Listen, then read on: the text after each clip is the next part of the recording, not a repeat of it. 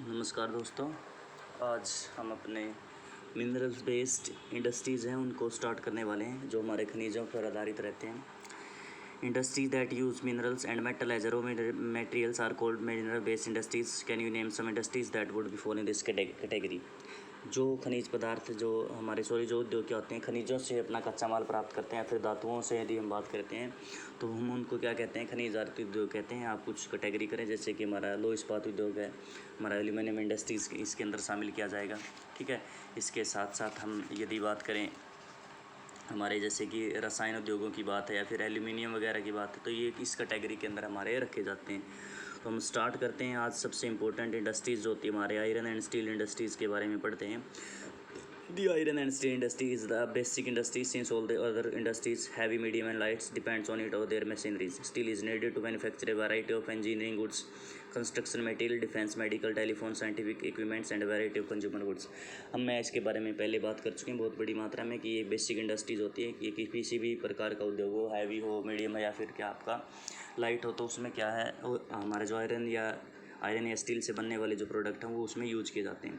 तो ये क्या कहीं पर भी जैसे कि कोई इंजीनियरिंग की सामान है या फिर हमारे कंस्ट्रक्शन मटेरियल बना रहे हैं, डिफेंस का, मेडिकल का, टेलीफोन, कुछ भी है, वहाँ पर क्या है आपको आयरन एंड स्टील इंडस्ट्रीज़ आपको वहाँ पर ज़रूर देखने को मिलेगी। Production and consumption of the steel is often regarded as the index of country's development. Iron and steel is a heavy industries because all the raw material as well as the finished goods are heavy and bulky, maintaining heavy transportation cost. तो production की यदि हम बात करें और इसके खपत की यदि हम बात करें तो जो उत्पादन हो रहा है प्राय एक देश का क्या माना जाता है, उसको एक इंडेक्स के रूप में माना जाता है। यानी कि जो इस आयरन एंड स्टील इंडस्ट्रीज़ को ज़्यादा उपयोग कर रहा है तो माना जाता है कि वो विकसित देश आपको देखने को मिलेगा। और उसके बाद क्या है, इसका जो रॉ मटेरियल होता है और जो फिनिश गुड होती है दोनों हैवी होती हैं और काफ़ी बल्कि और स्थूल होती हैं। ठीक है, इसलिए इसके अंदर ट्रांसपोर्टेशन का सबसे महत्वपूर्ण योगदान होता है। ट्रांसपोर्टेशन इसके अंदर ज़्यादा रहेगी, लागत ज़्यादा रहेगी। जितना आप दूर इसको लेके जाएंगे बाज़ार से या फिर रॉ मटेरियल से, आपको ट्रांसपोर्टेशन का खर्चा उतना ज़्यादा देखने को मिलेगा अभी। Iron ore, coking coal and limestone are required in the ratio of approximately 4:2:1. Some quantity of manganese are also required to harden the steel. उसके बाद क्या है कि भाई लोहे अयस्क, हमारा कोकिंग कोयल है या फिर हमारा जो चूना पत्थर है, उसका अनुपात हमें इसके अंदर डालना पड़ता है, जैसे 4:2:1, ये अनुपात उसके अंदर डाला जाता है। और कुछ मैग्नीज की आवश्यकता भी होती है जो इसको कठोर बनाने में क्या है इसको कठोर बनाने में योगदान देता भी। Where should we steel plants be ideally located? Remember that the finished products also need an efficient transport network for their distribution to the market and consumption.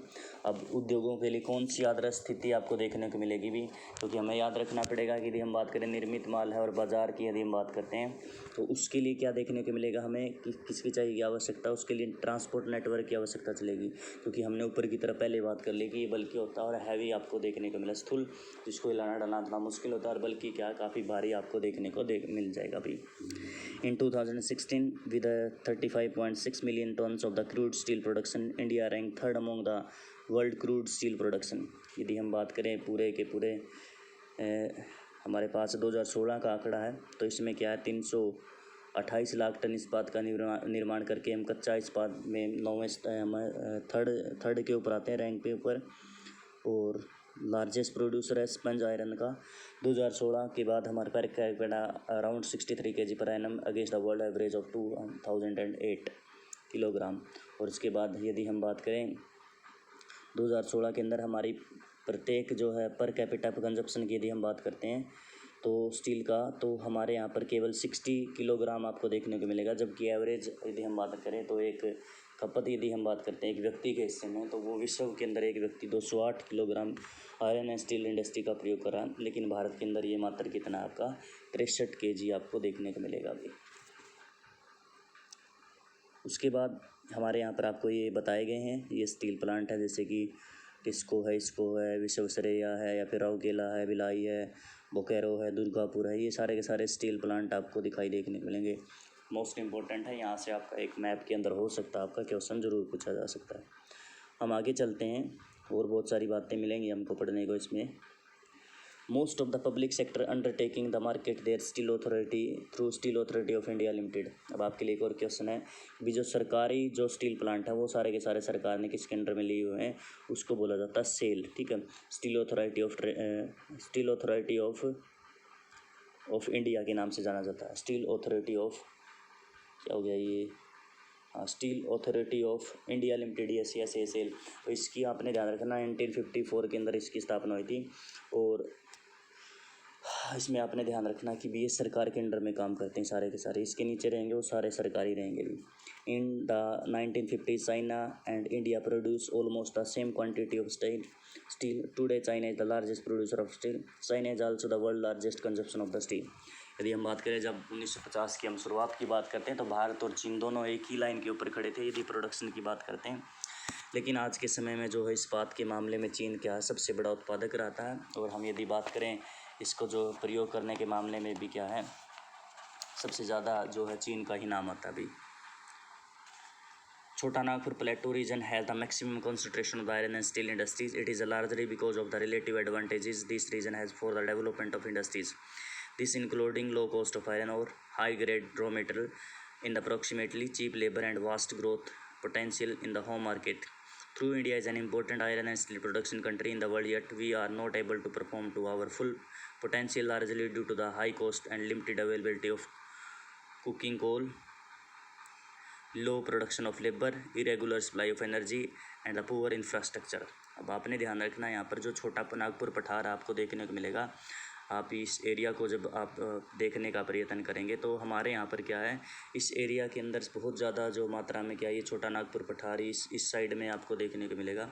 कुछ और इलाका है यहाँ पर चले जाएं, ये जो पोर्शन आपको देखने को मिल रहा है तो आयरन एंड स्टील इंडस्ट्रीज़ इस इलाके में बहुत ज़्यादा लगाई गई हैं। तो आपने ध्यान रखना क्यों लगाई गई है, इसके लिए आपको 5th चैप्टर पढ़ा था जो आपने, वो काम आएगा।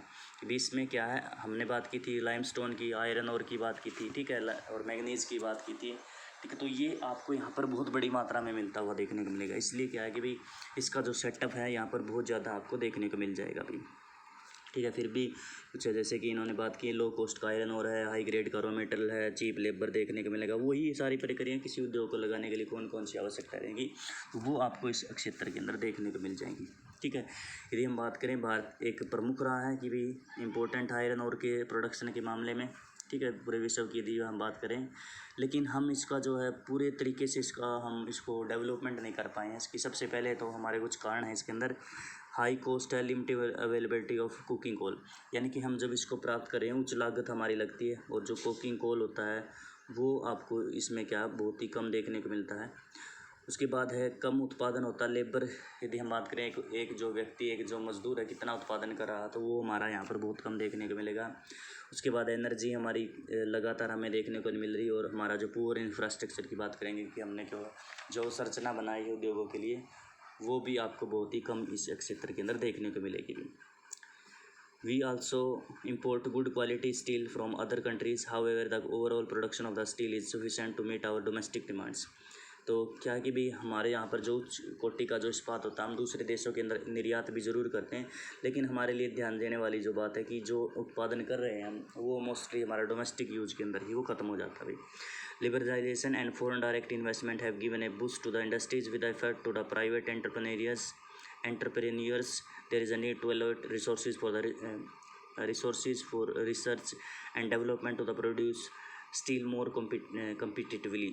उसके बाद यदि हम बात करें निजी क्षेत्र के अंदर जैसे लिबरलाइजेशन आया है, इसको हम कहेंगे कि भी आप लोग इसको उदारीकरण कहेंगे, जिसमें क्या है कि जो इंडस्ट्रीज़ को लगाने में क्या बहुत सारी जो ढीलें छोड़ दी गई हैं तो और उसके बाद हम बात करें FDI की फॉरेन डायरेक्ट इन्वेस्टमेंट हम यहाँ पर लेके आ रहे हैं, तो उसके कारण क्या है कि उद्योगों को प्रोत्साहन मिला है। तो इसको जो निजी होते हैं, जो हमारे इंडिविजुअल इंडस्ट्रीज़ होती हैं, अब उनको ये steel and iron and steel industries को उनको क्या सौंप दिया गया है। बहुत सारी इंडस्ट्रीज़ हैं जो घाटे में चल रही थी सरकारी, तो वो भी क्या इनको दे दिया गया। तो इसमें कोशिश की गई है कि भी जो है इसको और ज़्यादा स्पर्धापूर्वक बनाया जाए, क्योंकि वो एक प्राइवेट व्यक्ति रहेगा जो अपने हिस्से में ले लेगा, तो इसके अंदर रिसर्च वगैरह करेगा, वो उसके अंदर वो कोशिश करेगा कि कम से कम लागत के ऊपर वो ज़्यादा से ज़्यादा लाभ किस प्रकार से वो प्राप्त कर सकता है भाई। तो इसलिए क्या है कि निजी हितों के अंदर भी आपको निजी लोगों को भी दे दिया गया भी। उसके बाद हमारे पास है एल्यूमिनियम स्मेल्टिंग की बात आती है कि जो एल्यूमिनियम होता है उसको पिघलाया जाता है, उसको गलाया जाता है, वो उसको इसके अंदर शामिल करेंगे उस इंडस्ट्रीज़ को भाई।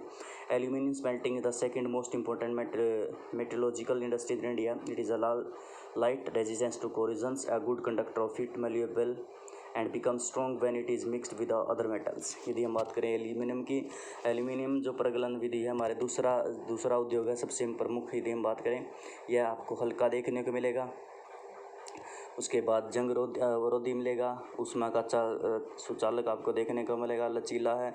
और यदि हम इसके अंदर अदर मेटल्स इसके अंदर इंक्लूड कर देते तो इसकी जो है मतलब मजबूती है और भी ज़्यादा आपको देखने को मिलेगी भी। It is used to manufacture aircraft, utensils and wires. It has gained popularity as a substitute of steel, copper, zinc and lead in the number of industries. इसके लिए हम बात करते हैं कि इसको जो हम हवाई जहाज़ बनाने में इसका प्रयोग किया जाता है, बर्तन बनाने में काम किया जाता है, तार बनाने में इनका उपयोग किया जाता है। और कई उद्योग क्या आता है, इसका जो महत्व है जैसे कि इस्पात, तांबा, जस्ता व शीशे के वैकल्पिक रूप में भी उपयोग किया जाता है कि वहाँ पर वो शीशा है, इस्पात है, तांबा वगैरह नहीं मिल रहे तो वो कोशिश करते हैं एल्यूमिनियम से वहाँ पर कार्य को पूरा किया जा सकता है। Aluminium smelting plants in the country are located in Orissa, West Bengal, Kerala. ये जो प्लांट हैं हमारे राज्यों के अंदर आपको देखने को मिलेंगे, यहाँ पर ये लगाए गए हैं भाई। आगे की ओर चलते हैं हम।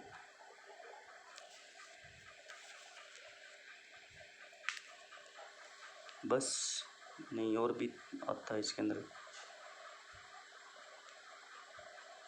तमिलनाडु, यस ये रहा। Bauxite, the raw material used in the smelting, is a very bulky, dark, radius colored rock.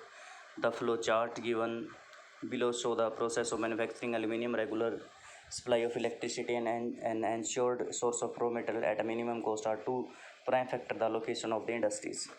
उसके बाद यदि हम बात करते हैं कि विदेश में क्या है, एल्यूमिनियम प्रगलन से अंतर हमारे यहाँ पर ये हमने बात की लगाए गए हैं।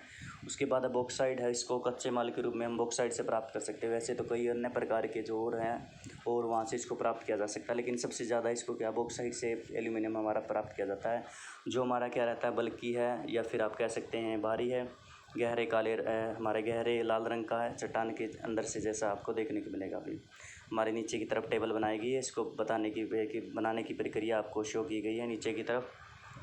यहाँ पर ये बताया गया किस प्रकार से बॉक्साइट से एल्यूमिनियम और एल्यूमिनियम से क्रोटाइल्स इसको कन्वर्ट किया जा सकता है भाई। ये थोड़ा सा साइंस का क्वेश्चन है भाई, आप अपने साइंस के टीचर से भी पूछ सकते हो, ठीक है। थोड़ा सा हमारे समझ से थोड़ा सा बाहर है, क्योंकि ये प्रक्रियाएँ हैं, ये जो है कौन सी आती, केमिस्ट्री आती है, फिज़िक्स जो भी है, वहाँ से आपको समझाया जा सकता है, वो आपको क्लियर कर देंगे इस बात को भी। उसके बाद हम बात करते हैं केमिकल इंडस्ट्रीज़ की। हमारे जो रसायन होते हैं उन रसायनों के बारे में देखते हैं। The chemical industries in India is a fast growing and diversifying in contributing approximately 3% of GDP. It has the third largest in the Asia and occupies the 12th place in the world in the term of its size. यदि हम बात करें भारत के अंदर जो हमारी जो रसायन उद्योग होते हैं उसका विकास तेज़ी से रहा है और सकल घरेलू उत्पाद में 3% हिस्सा देखने को मिलेगा, और यह तीसरे जो एशिया के अंदर सबसे ज़्यादा देखने को मिलेगी, और पूरे विश्व की यदि हम बात करें 12वें नंबर पर आती है। यदि साइज़ की बात करते हैं भाई, it comprises both large and small scale manufacturing units. Rapid growth has been recorded in the both inorganic and organic sectors. उसके बाद आपने ध्यान रखना है, इसको दो प्रकार से डिवाइड करते हैं। इसको एक तो इनऑर्गेनिक केमिकल और एक इसको बांट करते हैं ऑर्गेनिक केमिकल। दो प्रकार से इसको बांटा जा सकता है भाई, ठीक है। हम आगे इसके बारे में पढ़ेंगे। कार्बनिक रसायन और अकार्बनिक रसायन कौन कौन से होते हैं, तो इनको दो प्रकार से अलग से बांटा जा सकता है। छोटे से लेके और बड़े बड़े क्या है आपको क्या है इंडस्ट्रीज़ आपको क्रिएट होती हुई देखने को मिलेंगी भाई। उसके बाद है acid manufacture fertiliser, synthetic fibre, plastic, thieves, paints, dyes, stuffs, nitrate acid, alkalis, soda ash use to make glass, soaps and detergent, paper and caustic soda. These industries are widely spread over the country. उसके बाद यदि हम बात करें, इनके बारे में बताया गया कि कौन से पदार्थ इसके अंदर बनाए जा सकते हैं। इसमें क्या है, जैसे कि हम बात करते हैं सबसे पहले इनऑर्गेनिक की बात आती है, कार्बनिक पदार्थों की हम बात करते हैं, तो ये अकार्बनिक केमिकल हैं सारे के सारे जो बनाए जाते हैं। जिस प्रकार से कृत्रिम वस्त्र है, प्लास्टिक है, गोंद है, रंग रोगन है, डाई वगैरह की बात करते हैं, नाइट्रिक अम्ल है, सोडा ऐश वगैरह का, कांच है, साबुन, शोधक या मार्जक, कागज़ में प्रयुक्त होने वाला रसायन वगैरह है। तो ये अकार्बनिक पदार्थ हैं जो हमारे इंडस्ट्रीज इनसे क्रिएट करती हैं। उसके बाद दूसरे नंबर पर बात आती है जो हमारे कार्बनिक केमिकल इसके अंदर इंडस्ट्रीज़ होती हैं, इसको अलग से दूसरे प्रकार से बांटते हैं। तो हम ऑर्गेनिक केमिकल के अंदर इंक्लूड करते हैं petrochemical which are use for the manufacturing of synthetic fibre, synthetic rubber, plastic, dye stuff, drugs and pharmaceuticals. Organic chemical plants are located near all refineries of the petrochemical plants.